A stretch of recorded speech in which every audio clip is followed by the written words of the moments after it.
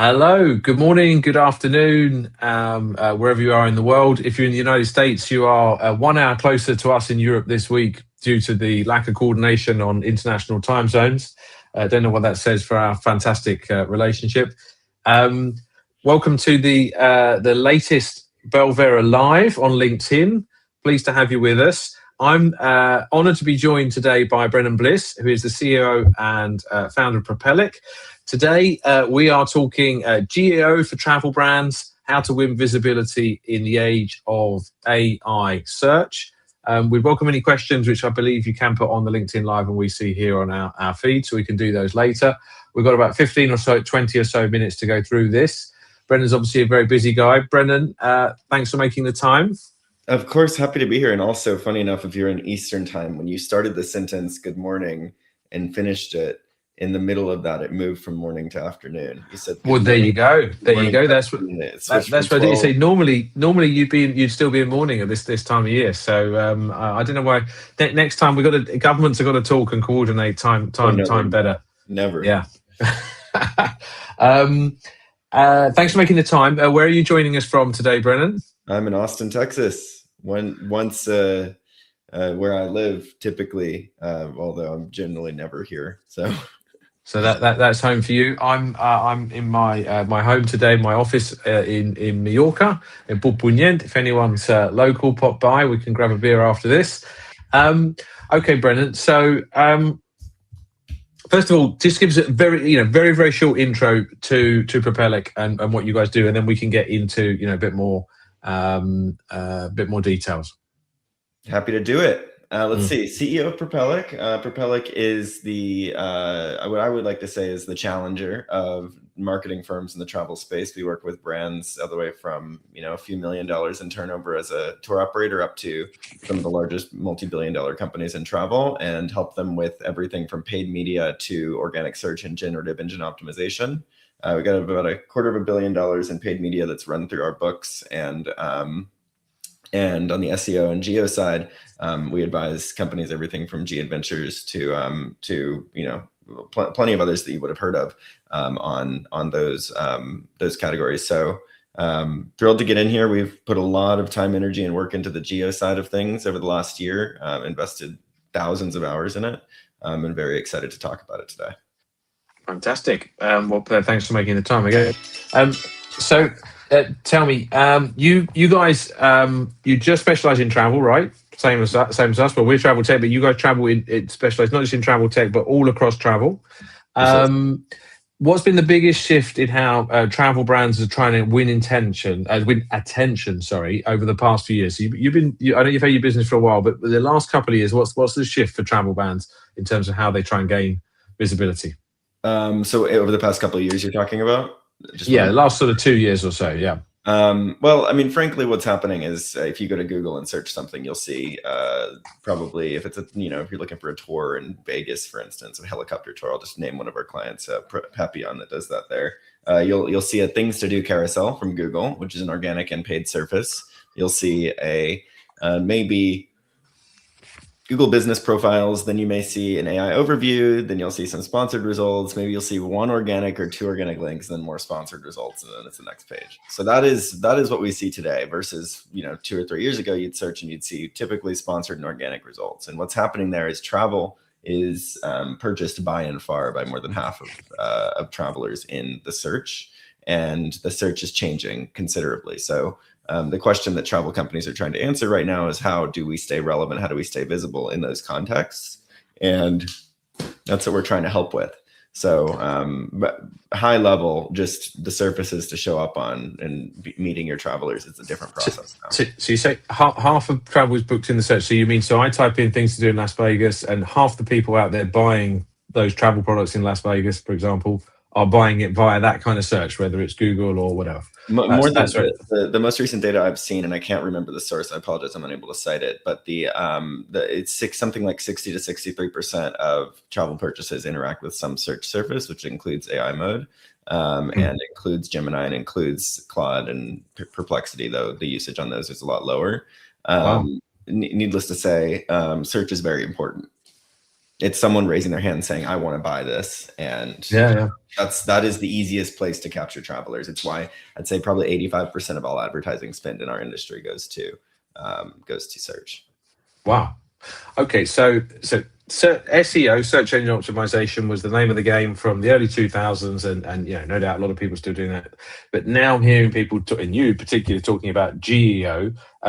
Can you just explain first of all what's the G, and can you explain how is that different from SEO to S to G?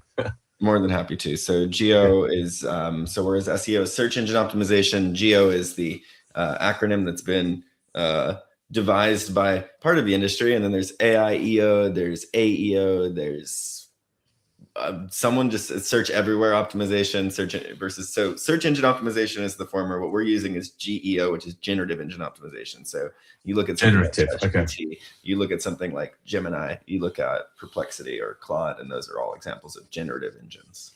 Mm-hmm. And how is that? How is that sort of approach different? It's all the same thing. I type something. No, it really depends. It depends, because what you look at is right now, like if you go to Google and search for something, you're going to get a list of results. You're interpreting it yourself. Maybe it gets aggregated into the AI overview. Whereas if you go to ChatGPT and ask, when was Washington born? When was George Washington born? It's going to use the vector database. It's going to use the corpus of knowledge to return a string of tokens or parts of words that say, here's the answer to your question. He was born on whatever, I apologize, my American history is not as good as it should be as someone who lives here, but he was born on XYZ day. Now, that's never going to change. Like his birth date, unless there's some weird finding that tells in the contrary, we're never going to get a new birth date for George Washington. On the alternative in travel, if you go to a large language model and you search and you say, what are the best things to do in Vegas? You're very likely not going to use the large language model to get that answer. And let me explain what I mean by that. So for the early adopters of ChatGPT, you might have remembered that you would ask it a question about something that happened more recently and it wouldn't know. It would say something like, I was only trained through September 2021. I don't know anything that happened after that. And that's actually still how large language models work. The reason that you can get current information now is because they use search tools. So basically, if I ask, what are the best things to do in Vegas? The large language model, quote unquote, knows, to use a personified word, that it can't answer that with its corpus of knowledge because that could have changed since it was trained. So it's going to go and run a search, take the search results and return it to you with text that's aggregated by the large language model. So you're still getting a search. You're just not having to do it yourself. The large language model is prompting the search and then returning the results. So if that's the case, very, very similar to SEO optimization, to answer your question directly. Right. There's not a lot of significant differences, but on that core model itself, that is substantially different. Okay, some subtle differences there. Some important differences. February 22nd, 1732. That's when George Washington was born. In case anyone was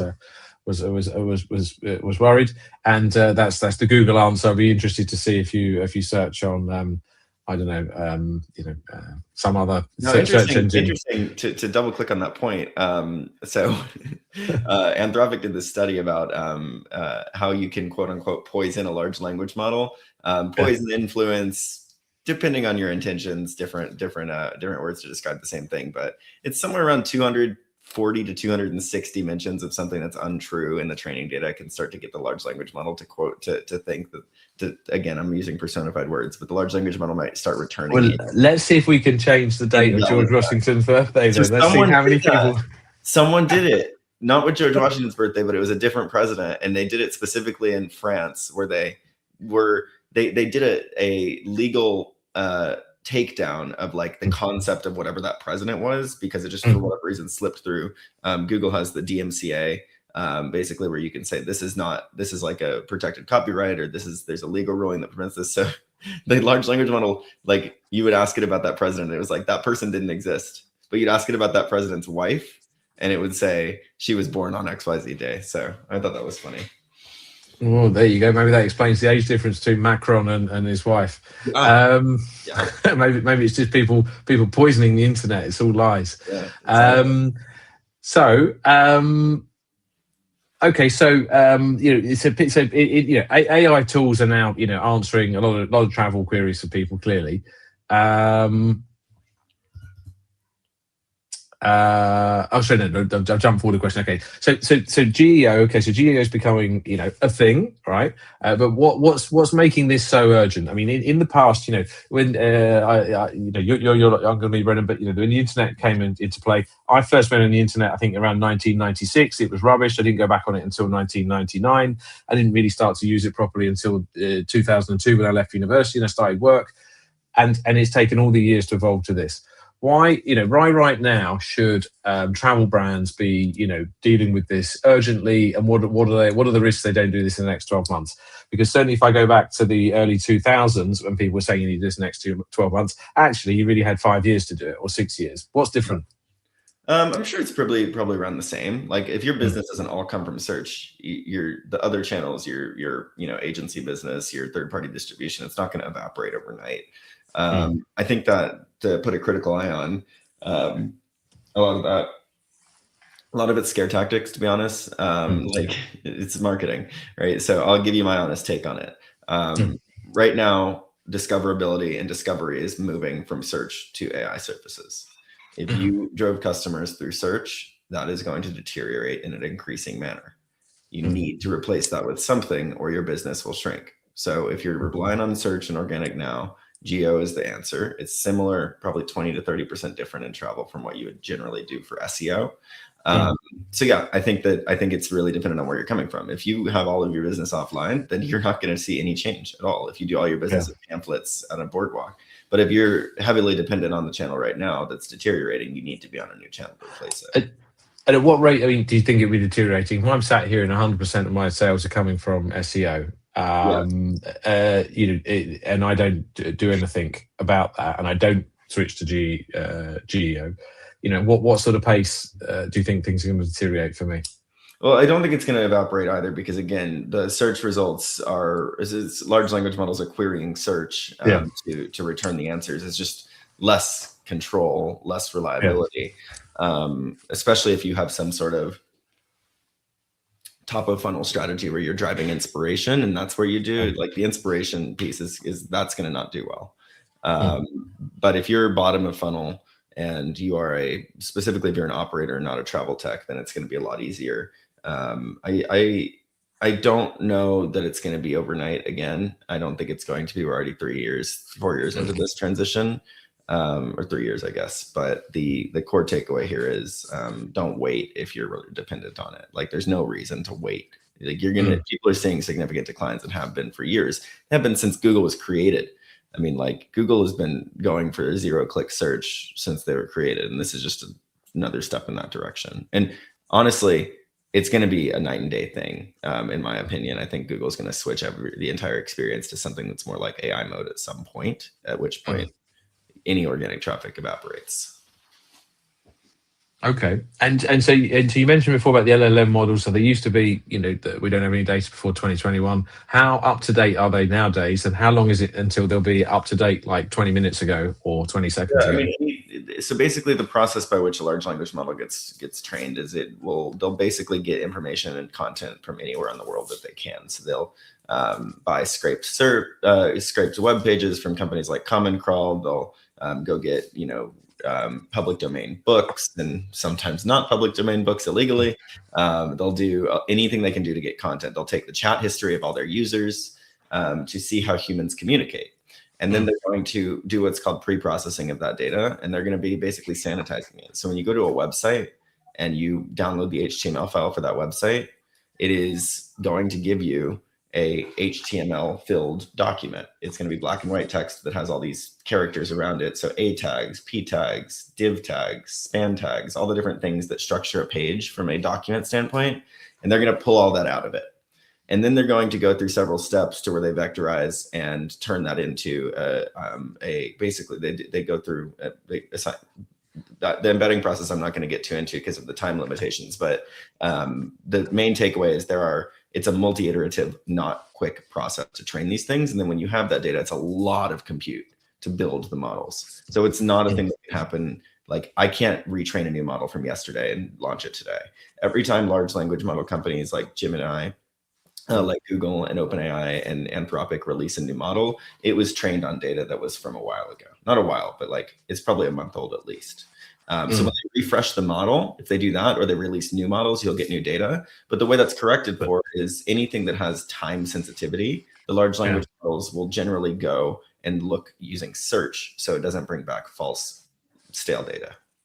Right, and in the case of booking websites and stuff, yeah, I could imagine it's time sensitive data because it's even just a few minutes out of date. Might not be available. That's solved a different way because you can't even solve that with search. So the way that gets solved is typically through some sort of direct connect, whether it's API, Model Context Protocol. The issue with Model Context Protocol right now, MCP, showing up in for those who are not familiar, this is like the AI version of an API that's very easy for large language models to connect to. The critical consideration there is Gemini, ChatGPT, Anthropic Claude, they don't automatically pull in the MCP, even if it's available. That might change at some point, but right now the user needs to know to like go get Kiwi.com's API, MCP and ask the large language model to use it. So it's pretty messy still.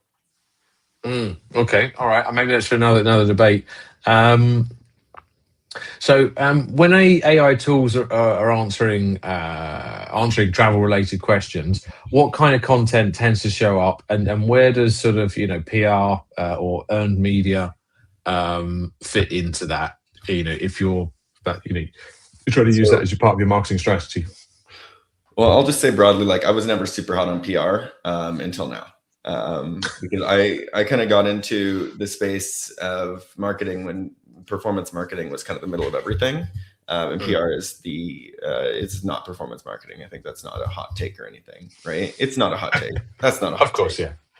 It's driving performance marketing. It is driving performance marketing outcomes right now because there's this concept of co-occurrence. When you're not trying to influence search large language models, you're trying to influence the core large language model.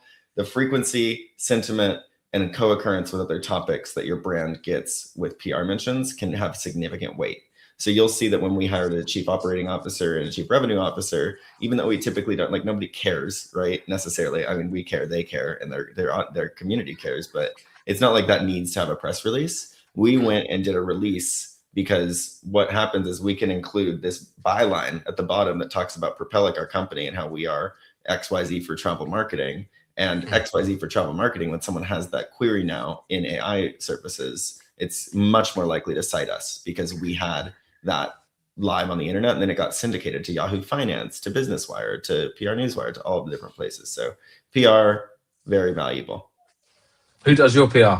I don't know. I haven't checked. I'm kidding. I'm kidding. We of course work with Belvera. It's been a wonderful relationship. I must say, like, broadly so, that I am a hard person to work with and please when we're working with partners generally, and I don't think there's been a single thing that I've not been thrilled with.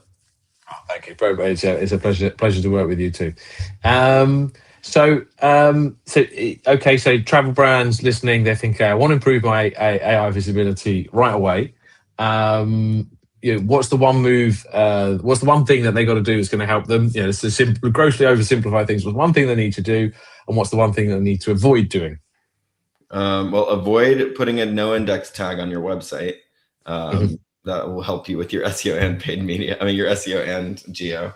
I think and then add more rich content to pages. I think to talk more about who your tours are built for, who your product is built for, what their experience can be like, what size family.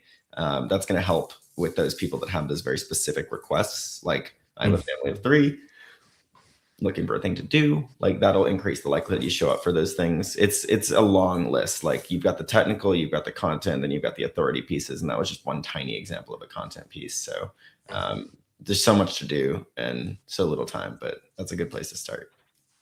Okay. All right. Good advice. Looking ahead for the rest of the year now, we're near the end of Q1, but what's the latest change in AI search? Because every time I read about it, it seems that the game is changing massively, and that what was the thing to do only 3 months ago now isn't. What do you think most AI, most travel teams who are involved in this, what do you think they're not prepared for yet? What are they blindsided by? I don't think people are prepared for when the switch flips and when what I forecast happening. Which again, I'm just a guy with an opinion. But when Google says we're done with search, we're switching to large language model experience first and foremost. I think there's a lot of companies that are heavily dependent on search, and that's going to hurt them significantly. Do you think Google will like stop that entirely, or you just think that will just be you'd have to go to a separate Google search bar to get that? I'm sure I hadn't thought about it, but I would imagine they'd still keep some form of search experience, though. I have no evidence of that because they haven't with anything that they've been doing recently. So I don't know. Okay, but you think that it could be essentially when it could be right away you go straight into whatever it is Google AI. That's going to happen at some point. It's a much better user experience. It's what users want. Yeah, I wish it. Can you set it like the default to do that? Because I don't understand. Sometimes it does it for me, and sometimes it doesn't. I never understood the logic. So if you go and do if you search anything in if you're using Chrome, you can have AI mode. You can click that button when you perform. Oh, okay. Or even in Google, if you go to google.com and then you click, you type something into the search bar and then click AI mode, it'll go there. I'm feeling that. I know I do that in the same way you can do Google Images search, videos, news, and all the rest of it. But I wonder how you make that just the default. Yeah, I don't know that there's a way to do that yet. There might be. I mean, I'm sure there's a plugin you can get for your Google browser. I just haven't seen it. Google, guys, if you're listening, to put that on my computer, please. Okay then.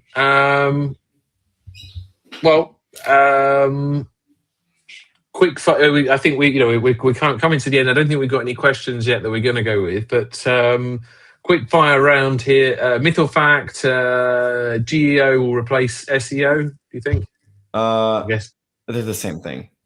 They're actually the same thing. They're sure. If I have to choose one, I think fact. Yeah. Okay. I want to clarify they're not the same thing, but I feel like the active SEO needs to include GEO now, and the active GEO can't exist without SEO. So, okay, all right, subtle distinction. But can you give us one content format that travel brands should be focusing on? What content format are your partners getting the most success with? Middle to bottom of funnel, and that specifically is going to be in product pages and category and landing pages and destination pages. Don't focus too much on top of funnel content anymore, at least not right now. And I've heard lots of people say, but it's interesting because that just goes against what everyone said for years and years, isn't it? Before it was all inspiration and don't talk about the products and all the rest of it. Yep. What's the fastest way for a brand to become a trusted source, assuming that they're working in a clearly defined vertical niche? Make some sort of study, like a report, put it in a PDF, and distribute it to 200 websites. 200 websites. Is that a magic number? Is that the threshold, or no? Just a lot. That's just one. Just a lot. That's just an example of a lot of websites.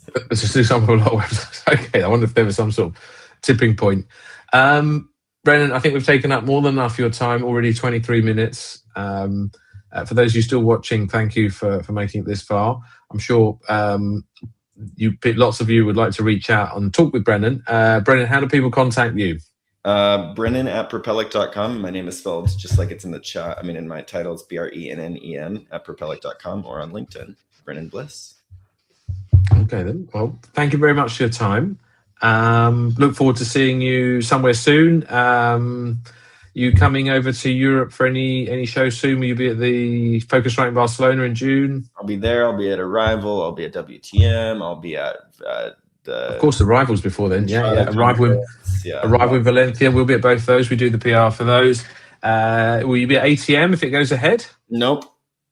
No ATM. Are you coming over to Mallorca for any of the shows we've got here, like the Juniper Summit in April or the Connex event in early June? Not if I want my marriage to last.